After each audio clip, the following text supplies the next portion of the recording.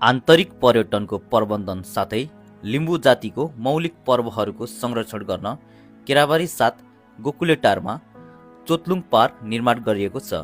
शुक्रबार यक्वा तङनामको अवसर पारेर गोकुलेटारमा लिम्बू संस्कृति अनुसार अनुष्ठान गरी चोतलुङको प्रतिमा स्थापना गरिएको छ।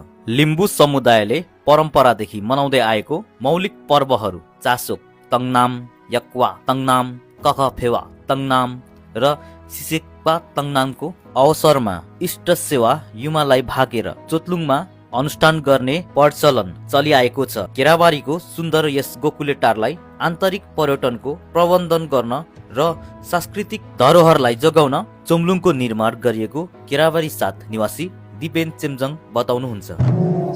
मेरो नाम दिपेन चेम्जङ।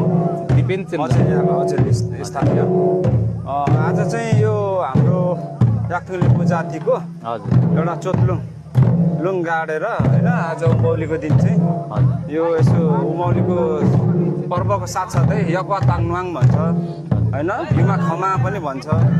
त्यो भनेको चाहिँ अब यसो पहिला पुर्खाहरूले चाहिँ अब आरु फुल्ने समयमा एक किसिमको आरु हुन्छ, त्यो आरुको नाम मैले ठ्याक्कै बिर्साएँ लिम्बू भाषाबाट। त्यो उम्रिने समयमा चाहिँ जमिनहरूको उर्वर शक्ति चाहिँ बढ्छ, एकदम कमलो हुन्छ र हाम्रो पुर्खाहरूले खेतीपाती गर्छ भन्ने एउटा भनाइ छ। त्यही भएर चाहिँ खम्बङबा लुङबङमा यसोको चाहिँ यसो यो सबैजनाले प्रायः यसो धेरै ठाउँ गरिरहेछन्।